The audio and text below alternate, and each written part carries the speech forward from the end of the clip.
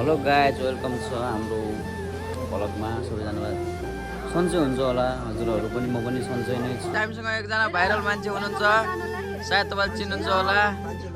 के अरे सपोर्ट गर्ने भनिदिनु पर्यो।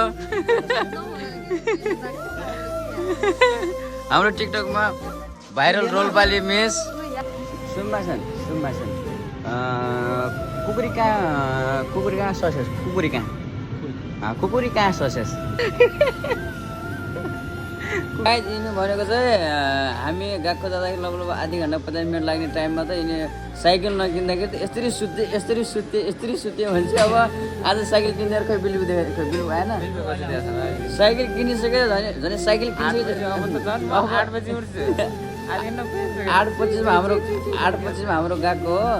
यिनी लगभग 7:30 बजीदेखि पछि उठेर सतेर अनि जान्थ्यो भने चाहिँ अब झन् साइकल किनिसक्यो। अब यिनी त कहिले उठ्ने नि त उठ्दैनन् के हो, यिनी त उठ्दैनन् के हो। अब त गाई ट्याक्टर 8 बजी उठ्ने चिची लाग्यो साइकल भागो चाहिँ देख्न सक्नुहुन्छ साइकलहरूको प्राइस हैन।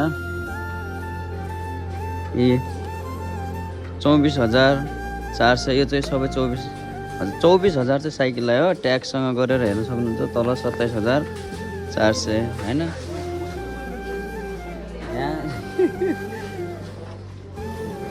यहाँ चाहिँ साइकल स्टार्टिङ भनेकै लगभग यहाँ देख्न सक्नुहुन्छ यी सानो साइकलहरू छ। प्राइस हेर्न सक्नुहुन्छ 19,700। हामीले लगभग सबैजनाले गर्दाखेरि 7-8वटा साइकल किनिसक्यौँ होइन। अब 7-8वटा साइकल हामीले किन्दाखेरि 7-8वटा साइकल किन्दाखेरि केही नभए त हामी आफ्नो ठाउँमा भएको भएर केही नभए त डिस्काउन्ट माग्थ्यौँ होला, केही नभए केही न केही गर्थ्यौँ होला, डिस्काउन्ट माग्थ्यौँ होला। यहाँ कस्तो सिस्टम छ भने तुलसीपुर बस्ने फ्यान्सी बसमा जस्तो डिस्काउन्ट दिँदैन नि 1 रुपियाँ छोड्दैन नि, यहाँ पनि जापानमा 1 रुपियाँ छोड्दैन नि क्या। अलिक बढ्ने तिर्नुपर्छ। यहाँ चाहिँ ट्याक्स पर्दैन त्यति फरकको। यहाँ त कोही बस्ने फ्यान्सी बस्न जस्तो 1 रुपियाँ नछोड्ने, यहाँ त्यस्तो सिस्टम छ, फिक्स प्राइस। आएको लगभग आधी घन्टा 1 घन्टाभन्दा लगभग बेसी भइसक्यो, अझै पनि यहाँ काम सकेको छैन। हामी जस्तै उतातिर बाइकहरू किन्दाखेरि जति टाइम लाग्छ त्योभन्दा बढी टाइम नै जापानमा साइकल बनाउँदैछ, साइकल किन्दाखेरि लाग्ने रहेछ होइन।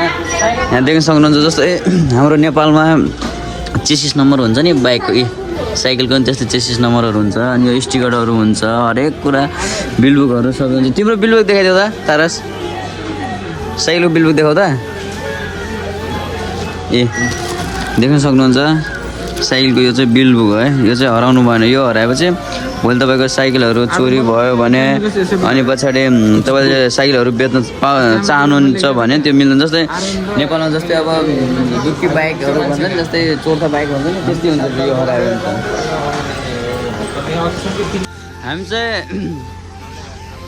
हामीलाई चाहिँ सरले के भन्छ भनिदिनु भएको थियो, कुरा गरिदिनु भएको थियो, जाउँ न त हेरेर आऊ कति टाढा छ के छ तिमीलाई कस्तो लाग्छ भनेर भन्नुभएको छ। हामी चाहिँ आएको चाहिँ हाम्रो चाहिँ यही बिल्डिङ नै हो रे। हामी चाहिँ अब काम अब फिक्स त छैन हाम्रो, तर त्यति टाढाबाट आयो अनि सर हामी यहाँ आइपुग्यौँ, हामीले गर्नुपर्ने चाहिँ के हो भनेपछि ल बाबु आयो तिम्रो ठाउँ हेऱ्यो, अब घर जाऊ गरे। ठाउँ हेर्नलाई हामीलाई यति टाढा, यति पानीमा यति टाढा भनेपछि जापान लाइफ कस्तो छ भने चाहिँ कसैले केही भन्छ भने चाहिँ नाइ यताउति अल्छी लाग्यो झ्याउ लाग्यो हुन्छ नि, त्यस्तो टाइपको यहाँ कुरै हुँदैन कि। एकचोटि कसैले त्यस्तो भन्छ फटो गरिहाल्ने, त्यो नाइ म गर्दैन एकछिन पछि गर्छु भोलि गर्छु भन्ने त्यो अप्सनै हुँदैन क्या। अब देख्नु भने त त्यति टाढाबाट यति पानी हेर्नु, यस्तो छ होइन, यति पानीमा भिजेर यति रुचेर हामी चाहिँ रुममा पनि थिएनौँ, रुमदेखि टाढै थियौँ होइन। त्यहाँदेखि रुममा आएर रेनकोट लिएर हामी यहाँ आयौँ, यति टाढा आयौँ होइन।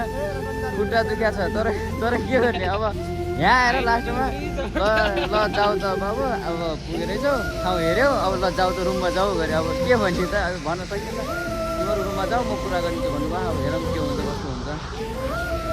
यही नै हो बिल्डिङ चाहिँ। त्यहाँ चाहिँ देख्न सक्नुहुन्छ होइन, ऊ त्यो जुन कन्टेनर लगिरहेको नि यो चाहिँ समुद्र साइड हो। त्यहाँदेखि यो यहाँदेखि चाहिँ के भन्छ कन्टेनरहरू त्यसमा बोटमा हालेर उतातिर लग्छ। देख्न सक्नुहुन्छ होइन, सामान आयो भने पनि यहीँ आउँछ, लग्यो भने पनि यहीँदेखि नै हो लग्ने चाहिँ होइन। चाहिँ उतातिर चाहिँ समुद्र हो, उतातिर चाहिँ हामीलाई जान मिल्दैन होइन। त्यहाँ गेट लगाएको छ देख्न सक्नुहुन्छ। अनि यो गाडी छ नि, यो गाडी आइरहेको गाडी चाहिँ यहाँ माथि जाने हो। यो गाडी चाहिँ यस्तरी